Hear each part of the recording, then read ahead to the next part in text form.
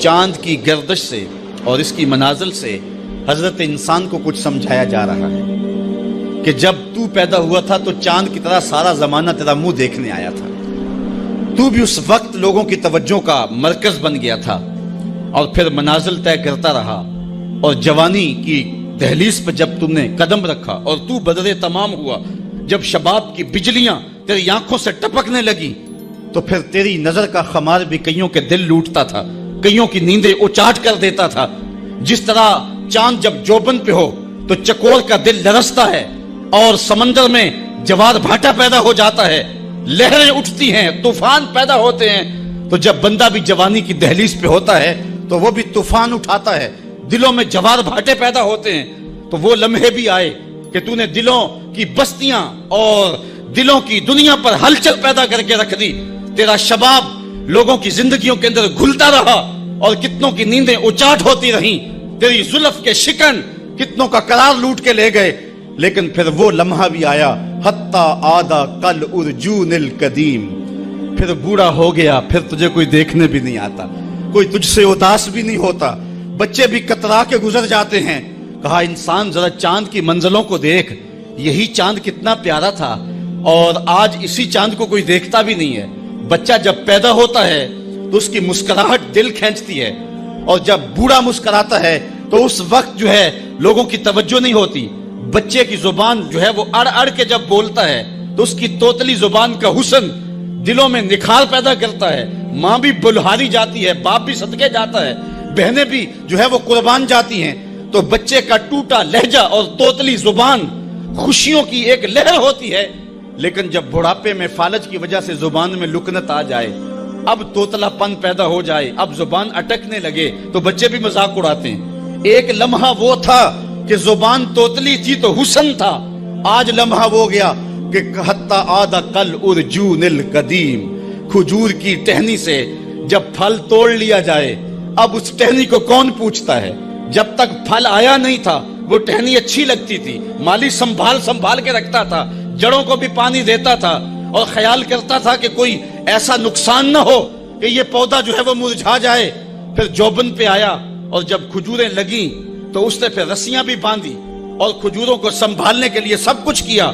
پھر جس دن اس نے اس ڈال سے پھل کاٹ لیا، اب وہ کھجور اجڑ گئی، اب اس کی وہ ٹہنی بے توقیر ہو گئی۔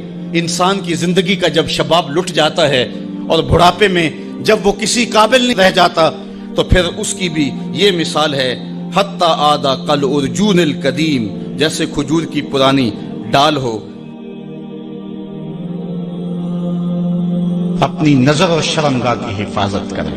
اس دور کا سب سے بڑا فتنہ یہ ہے کہ نگاہیں پاک نہیں رہی، نگاہیں غلیظ اور گندی ہو گئی، شرمگاہوں میں وہ تقدس نہیں رہا ہے۔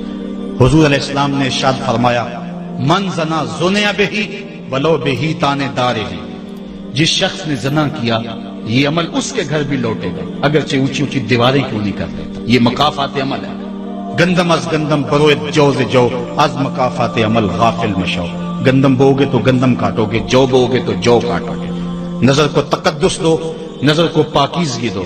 حضرت لقمان حکیم کہتے ہیں کہ میں کئی نبیوں سے ملا ہوں، کئی نبیوں سے ملاقات کی ہے، اور میں ان سے 2-2 4-4 باتیں جمع کی ہیں، اور ان ساری باتوں کو میں نے جمع کر کے 100 باتیں جمع کی ہیں، اور ان کا پھر میں نے خلاصہ تیار کیا ہے۔ ان میں 8 باتیں الگ کی ہیں۔ ان 8 باتوں میں ایک بات یہ ہے، جب کسی کے گھر جاؤ تو نظر کو حفاظت میں رکھو۔ جس شخص کے مہمان بنو، جس کے گھر جاؤ، تمہاری نظر نہ بھٹکنے پائے۔ نظر اگر غیر محرم کو شہوت سے دیکھتی ہے، حدیث میں آتا ہے کل قیامت کے دن جہنم کی آگ سے بھر دی جائے گی، وہ سخت رسوا ہوگا۔ آج میڈیا کی آوارگی اور انٹرنیٹ پہ جو کچھ ہو رہا ہے، ٹیلی ویژن اور سینما جو بدتمیزی پھیلا رہے ہیں، اور موبائل پیکج جس طرح بے حیائی کو فروغ ہو رہا ہے، ہم اس کے خلاف پوری قوت کے ساتھ بند باندھیں۔ اپنی اولادوں کے ہاتھوں سے ناول چھین لو، ان کے ہاتھوں سے جو ہے وہ فلمیں چھین لو، ان کی خلوتوں پہ نظر رکھو اور ان کی حفاظت کرو۔ جس شخص کی نظر پاک نہیں ہے اس کے من میں طہارت نہیں آ سکتی ہے، دل پاک نہیں ہے اس کو جو ہے وہ باطن کا نور نصیب نہیں ہو سکتا۔ وائے قوم کشتائے تدبیر غیر، کارے او تخریب خود تعمیر غیر، از حیا بیگانہ پیرانے کہن، نوجوانا چوں زنا مشغول تن. کتنی حکمت والی بات کہی اقبال نے. وہ اپنے دور کا دکھڑا سناتا ہے جس دور سے ہم گزر رہے ہیں. اب تو عجیب حال ہو گئے.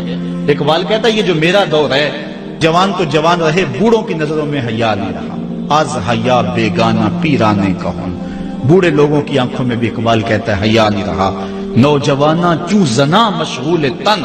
اور نوجوان عورتوں کی طرح اپنے تن کے ساتھ لگے ہوئے ہیں، اپنے تن کو سنوارنے میں ہر وقت کنگھی پٹی میں لگے ہوئے ہیں. یہ مردوں کا کام نہیں ہوتا، یہ دلیروں اور بہادروں کا کام نہیں ہوتا، یہ عورتوں کے وظیفے ہیں.